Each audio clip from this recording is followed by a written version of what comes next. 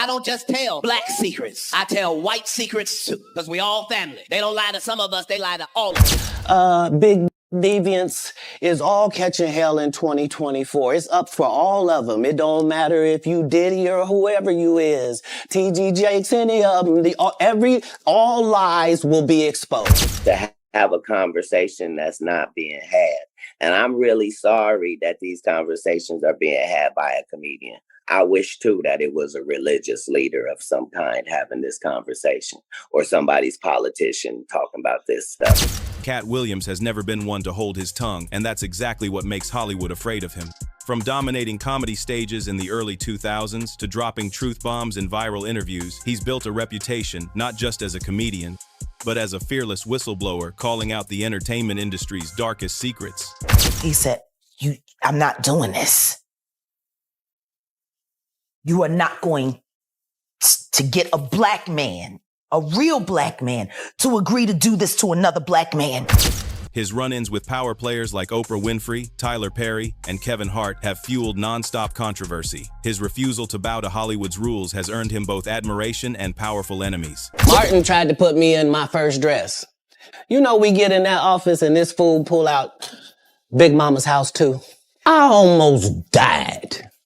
All I did was say, I want to punch it up so it's not offensive to real. But where did it all start? When Katt Williams first hit the scene, audiences were instantly drawn to his razor-sharp wit, flashy persona, and knack for turning everyday struggles into pure comedy gold. Yet beneath the laughter, he was setting himself apart. Unlike most comedians seeking mainstream approval, Williams wasn't afraid to expose Hollywood's darker side. By the mid-2000s, his name wasn't just tied to comedy, it was tied to truth-telling. So many funny people together in one room, all wondering the same thing. Is Katt Williams gonna show up? Oh, he's right there. Williams has been outspoken about what he calls Hollywood's exploitation, especially of black artists. He's argued that the industry uplifts those who conform while punishing anyone who dares to stand their ground. In several interviews, Williams has claimed to have first-hand knowledge of the hidden power structures that control the game. He's pointed to secret deals, gatekeepers, and favoritism that determine who gets a spotlight and who gets silenced. Are you not afraid about being blackballed again? These are some power people. What do you mean again?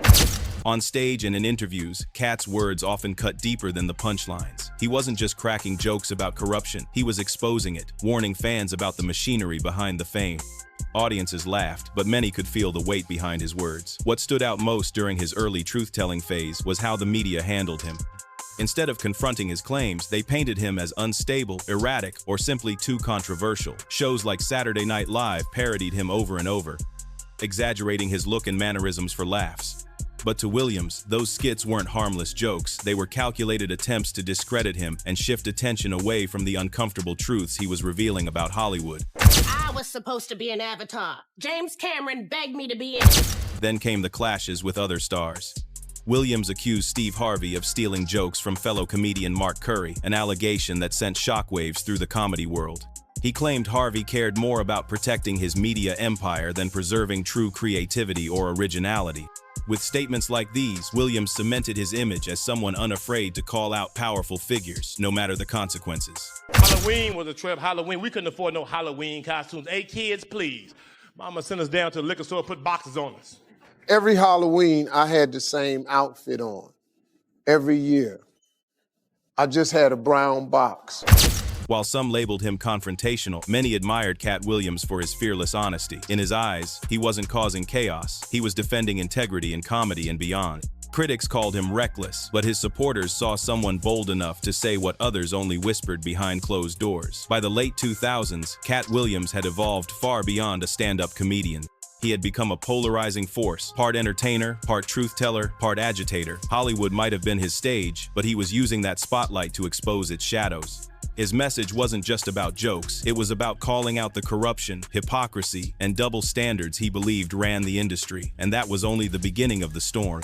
Williams's whistleblower persona grew even stronger when he began publicly challenging some of the biggest names in entertainment. These weren't minor disagreements, they were explosive confrontations with icons like Oprah Winfrey, Tyler Perry, and Kevin Hart. Each feud peeled back another layer of how Williams viewed Hollywood's power dynamics and why he believed the system was rigged to protect a chosen few. The tension with Oprah Winfrey stunned fans. Williams accused her of trying to orchestrate a boycott against rapper 50 Cent, alleging that she used her massive influence to silence voices she disapproved of. In his view, Oprah's reach went far beyond television. He believed she was actively shaping who succeeded in Hollywood and who was shut out. Though unproven, his claims fueled widespread debate online. Supporters echoed his suspicions, while critics dismissed them as attention-seeking. But one thing was certain, Katt Williams had once again forced the world to ask a difficult question. Was he exposing uncomfortable truths or just stirring controversy? Oprah coming next. Once I establish this as a place of truth, oh yeah. Next came his war of words with Tyler Perry. Williams didn't hold back, openly criticizing Perry's casting choices and production methods. He claimed that Perry's empire thrived on favoritism and behind-the-scenes deals that shut out talented actors, unwilling to play by his rules. During a joint appearance with actor Terrence Howard, Williams went even further, accusing Perry of insecurity and of deliberately holding other black actors back to preserve his own dominance. While many fans defended Perry, noting how he'd helped launch countless careers, Williams stood firm. In his view, Perry's success came at too great a cost, and the integrity of the industry was paying the price. Him and Tyler Perry can't play a man to save their life. They play good women, and I believe that the best actor should be in the best role. But the feud that refused to die was the one with Kevin Hart. Williams repeatedly claimed that Hart had taken movie roles originally intended for him, arguing that Hart wasn't just another comedian, he was Hollywood's chosen gatekeeper, representing a safe, non-threatening version of black comedy. Williams described Hart's rise as manufactured rather than earned, suggesting that his success came at the cost of more genuine, outspoken voices. Hart eventually responded, but he kept things light. In interviews, he brushed off Williams' remarks as mere entertainment, insisting he was happy with his own success and saw no need for public drama. To Hart, Williams' words were just noise. But to Williams, that response said everything, proof, in his eyes, that Hollywood rewarded those who played by its rules while silencing those who dared to speak the truth. It's really not hard. If you have real problems with people and your problems are like serious, it's not hard to ever get to a person and really like address the problem correctly. The problems that people have with me, they aren't my problem. Each of these feuds echoed the same message: Katt Williams versus the Hollywood machine. Whether it was Oprah allegedly pulling strings, Tyler Perry running a closed-off empire, or Kevin Hart acting as a gatekeeper, Williams saw himself as the lone voice brave enough to expose it all. And the more he spoke, the more uneasy Hollywood and his peers seemed to become, wary of what he might reveal next. If anyone needed proof that Katt Williams never backed down from confrontation, his ongoing feud with Steve Harvey and Cedric the Entertainer said it all. Both men were beloved figures, celebrated for the original kings of comedy, hit sitcoms, and talk shows, but Williams wasn't impressed. To him, they embodied everything wrong with the industry, cutting corners, recycling material, and selling a carefully crafted image instead of authenticity. Williams accused Steve Harvey of stealing jokes, not just from him, but from fellow comedian Mark Curry as well. He even claimed Harvey exaggerated stories about his rough upbringing to make his rise to fame seem more inspiring. To Williams, that was a form of fraud, manufactured credibility rather than earned respect. Many fans echoed his criticism online, arguing that Harvey's career leaned heavily on other people's creativity. For Williams, comedy was supposed to be about truth, and in his eyes, Harvey had long since stepped away from that principle. Halloween was a trip. Halloween, we couldn't afford no Halloween costumes. Hey, kids, please. Mama sent us down to the liquor store, put boxes on us. Every Halloween, I had the same outfit on. Every year. I just had a brown box. The feud turned even more personal when Williams alleged that both Harvey and Cedric had previously confessed to stealing his material. He claimed they apologized privately, but never admitted it publicly. The tension escalated, especially since Cedric outright denied the allegations. Williams singled out Cedric, accusing him of lifting one of his best jokes a bit that later appeared in the 2000 film The Original Kings of Comedy. Cedric, however, shrugged it off, insisting that if Williams had an issue, he should have spoken up sooner. To Cedric, the matter was old news, not worth dredging up. But his denial only reopened the wound, prompting Williams to double down in interviews and sound bites, keeping the controversy alive. Nobody knows why liars lie. And that's why I had to come on the program. Cedric did the same thing. Cedric told you when you asked him, did you steal Katt Williams' joke? Yeah. He said, it don't line up.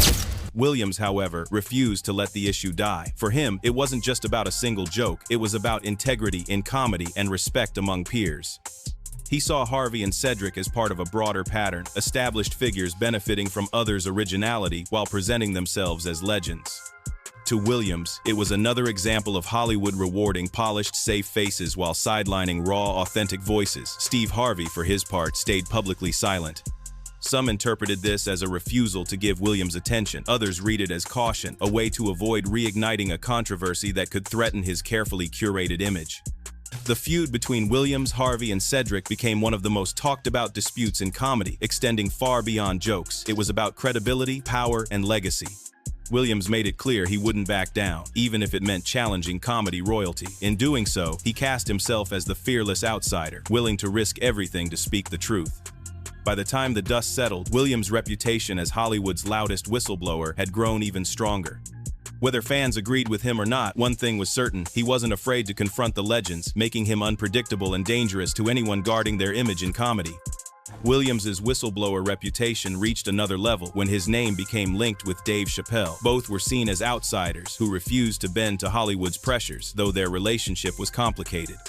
At times, Williams praised Chappelle as a hero. At others, he questioned whether Chappelle's most famous move, walking away from a $50 million Comedy Central deal in 2005, was as noble as widely believed.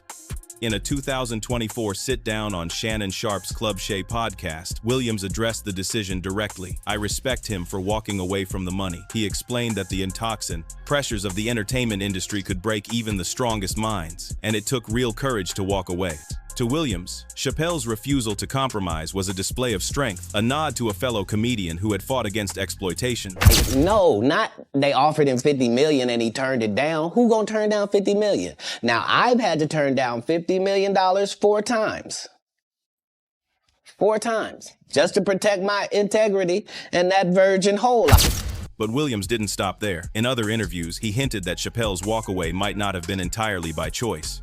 He suggested that external pressures could have played a role, implying that powerful figures in the industry may have influenced Chappelle's decision. Dave Chappelle has never been a part of the Illuminati. They don't want him or me or people like us. To Williams, it raised serious questions. Was Chappelle stepping away out of personal integrity, or was he being pushed out for refusing to play by Hollywood's rules? Fans debated endlessly. Some sided with Williams' suspicions, while others defended Chappelle's choice as a pure act of resistance. Chappelle eventually addressed the situation during a 2024 performance at the Hollywood Improv. Speaking indirectly, he made his stance clear. He insisted he wasn't targeting anyone in particular, especially not fellow black comedians. "We're comedians. We don't attack each other," he emphasized, urging unity over rivalry. The message was pointed. He felt Williams was spending too much energy calling out peers instead of challenging the broader system that controlled them all. The exchange highlighted the complexity of their relationship. Both men were critics of Hollywood's corruption and admired for their honesty, yet they differed in approach. Williams favored calling out individuals, holding them accountable one by one.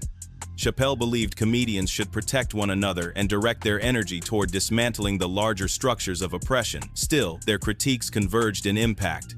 Chappelle's 2021 Netflix special, The Closer, ignited debates on censorship and creative freedom, while Williams used interviews and his Heaven on Earth tour to expose exploitation and dishonesty in entertainment. Even in moments of disagreement, both amplified the same message. Hollywood was not what it seemed, and audiences needed to question it. In many ways, Williams and Chappelle were two sides of the same coin, one direct and confrontational, the other subtle yet just as sharp. Together, whether as allies or rivals, their voices made it impossible for Hollywood to ignore the criticism. So many funny people together in one room, all wondering the same thing. Is Katt Williams gonna show up? Oh, he's right there. Katt Williams' whistleblower reputation extended beyond calling out fellow celebrities. It was also about defending his own work on screen. A prime example emerged during the production of Friday After Next in 2002, the third installment of the beloved Friday franchise. Williams brought to life the unforgettable character, Money Mike, a flamboyant pimp known for his sharp wit and quick comebacks. Behind the scenes, however, he was engaged in a battle that most fans would never hear about. Think about your mama, man. Think about my mama. Think about your ass. Think about what your mama say. You all right? Yeah, I'm back. I'm fine. You know what I'm saying? I got a little razzle-dazzle. It's all right. My name is Money Mike, player. How you doing? According to Williams, the original script included a scene in which his character would be sexually assaulted. He strongly objected, seeing it not only as inappropriate for a comedy, but also as a violation of taste and integrity. Williams pushed back hard, insisting the joke wasn't funny and would ultimately harm the film. His refusal led to changes in the final cut, and the controversial scene was ultimately removed. Once revealed, his stance earned widespread praise from those who learned about it. The truth of the matter is, the Money Mike in the original script got raped in the bathroom, and that's what Ricky Smiley was okay. For Williams, this wasn't just a minor detail, it was proof that he valued ethics over shock value. Even as a rising actor in a major franchise, he refused to compromise his standards for a paycheck. Years later, fans cited the story as a testament to his authenticity, someone willing to put principle above career, even when the industry expected silence. Williams' integrity extended far beyond the screen. In interviews, he addressed cancel culture, explaining why he didn't fully subscribe to it. He argued that it often targeted marginalized individuals while leaving the real power players untouched, framing it as a case of misplaced accountability. In his view, scrutiny should focus on those controlling the system, not the performers struggling within it. This skepticism set Williams apart during a period when many celebrities were quick to apologize or retreat. Instead, he doubled down on speaking the truth as he saw it, regardless of who it offended. For Williams, comedy wasn't just about eliciting laughs, it was about honesty. And honesty, he believed, came with no safety net. In our industry, who pays you is who tells you what narrative you're allowed to use. And I'm not paid, so I own my narrative. That is what makes my opinion valuable at all. The theme of integrity resurfaced repeatedly in Williams' activism. On his Heaven on Earth comedy tour, he blended humor with unflinching critiques of the industry. He spoke openly about Hollywood's exploitation of talent, the dishonesty behind media narratives, and the struggle to remain authentic in a business built on image. Through it all, Williams made one thing clear: he would never let Hollywood dictate his morals. Whether cutting a controversial scene from Friday After Next or refusing to bow to public pressure during high-profile disputes, he drew boundaries that few comedians dared to challenge.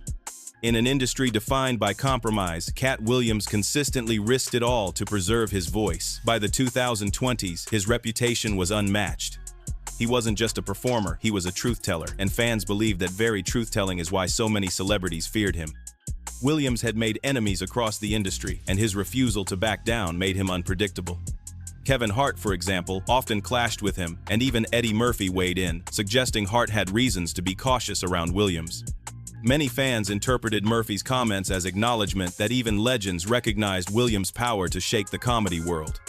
Hart's polished mainstream image collided with Williams' raw authenticity, fueling speculation that Hart feared losing control of the narrative whenever Williams spoke his name. It wasn't only comedians who treaded carefully. Figures like Ice Cube noted that powerful personalities, including Oprah Winfrey, seemed reluctant to engage directly with Williams' accusations. Internet debates ignited after clips circulated, highlighting Oprah's avoidance, reinforcing for his supporters that Williams' words carried weight even with some of the most influential names in entertainment. Just wanted to address a few things. You know, everybody been checking out the internet. My man Katt Williams. First of all, I just want to...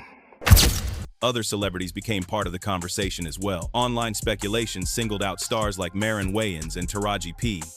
Henson, with fans theorizing that they kept their distance out of fear of what Williams might say if provoked. Hollywood's biggest names don't want smoke with Katt, one viral post claimed, and for good reason. Williams had already shown that no celebrity was too powerful to be called out, yet, alongside the praise for his fearlessness, tragedy shadowed him. In August 2025, news broke that Reggie Carroll, a comedian who had worked with Williams on the Heaven on Earth tour, was fatally shot, marking a somber moment amid the chaos surrounding his career. Comedian Reggie Carroll has died. He was 52 years old. Reports identified the suspect as Trinell Maris Williams, a security guard who had been working for Katt at the time. The shocking incident cast a shadow over the Heaven on Earth tour and reignited conversations about the dangers surrounding Williams' career. Fans speculated that it illustrated just how volatile life could be for those in his orbit, while others noted that media coverage often emphasized controversy over compassion. Despite the setbacks and loss, Williams pressed on, doubling down on his message. He described 2024 as the age of truth, urging fans to look past Hollywood's glitz and question what really went on behind the scenes. For his supporters, this solidified his role not just as a comedian, but as a whistleblower, determined to expose the corruption and dishonesty he saw permeating the industry. Today, Katt Williams stands as one of the most polarizing figures in comedy. Loved by fans for his unfiltered honesty and resented by some celebrities for his relentless criticism, he occupies a unique space in entertainment. Whether through fear or respect, his presence commands attention, because when Katt Williams calls out a name, the whole world is listening. Drop your thoughts in the comments, and don't forget to like, share, and subscribe for more.